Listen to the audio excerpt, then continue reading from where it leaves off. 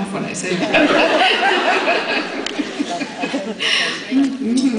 Anyway, at the end of that book, you realize that Jamie and Claire's daughter, Brianna, and her husband, Roger, and their children went back to the 20th century, and we left them there at Lallybroch. So this is where we take up with them again in Echo in the Moon. And I'm not even going to try and say that one in German. So this is from chapter 7, called An Uncertain Future. Lallybroch, Inverness, Scotland, September 1980. Not all of the letters were dated, but some were. We sorted gingerly through the half dozen on top, and with a sense of being poised at the top of a roller coaster, chose one with 2nd March, AD 1777, written across the flap. I think this one's next. She had trouble taking a full breath. It's thin, short. It was no more than a page and a half, but the reason for its brevity was clear. Her father had written the whole of it. His awkward, determined writing wrung her heart. "We are never letting a teacher try to make Jemmy write with his right hand," she said fiercely to Roger. "Never." "Right," he said, surprised and a little amused at her outburst. "Or left, if you prefer." 2nd March, Anno Domini 1777, Fraser's Ridge, colony of North Carolina. My dearest daughter, we prepare now to remove to Scotland, not forever or even for long. My life, our lives, lie here in America, and in all honesty, I should greatly prefer to be stung to death by hornets than set foot on board another ship. I try not to dwell on the prospect. But there are two chief concerns which compel me to this decision.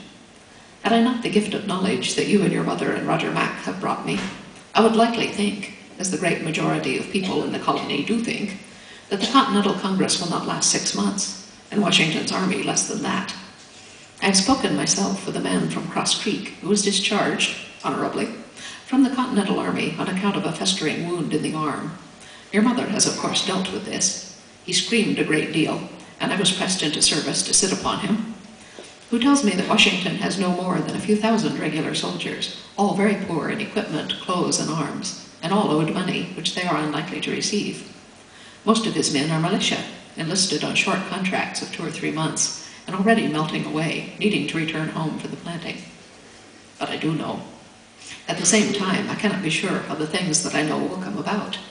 Am I meant to be in some way part of this? Should I hold back, will that somehow damage or prevent the success of our desires? I often wish I could discuss these questions with your husband. Though Presbyterian that he is, I think he would find them even more unsettling than I do. And in the end, it does not matter. I am what God has made me, and must deal with the times in which he has placed me. While I have not yet lost the faculties of sight or hearing, nor even control of my bowels, I am not a young man. I have a sword and a rifle, and can use them both. But I also have a printing press, and can use that to much greater effect. It does not escape me that one can wield sword or musket only upon one enemy at a time, while words may be employed upon any number. Your mother, doubtless contemplating the prospect of my being seasick for several weeks in her immediate vicinity, suggests that I might enter business with Fergus, making use of L'Union's press, rather than travel to Scotland to retrieve my own. I've considered this, but I cannot in conscience expose Fergus and his family to danger by making use of their press for such purposes as I intend. Theirs is one of only a few presses in operation between Charleston and Norfolk.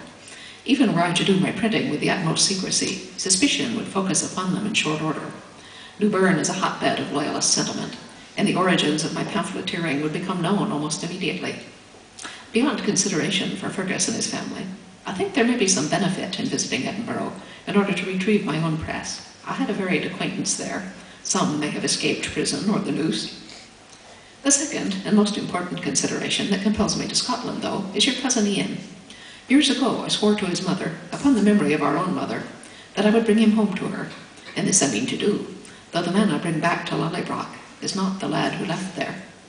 God alone knows what they will make of each other, Ian and Lallybroch, and God has a most peculiar sense of humor. But if he is to go back at all, it must be now. The snow is melting, water drips from the eaves all day, and icicles reach from the roof of the cabin nearly to the ground by morning. Within a few weeks, the roads will be clear enough for travel.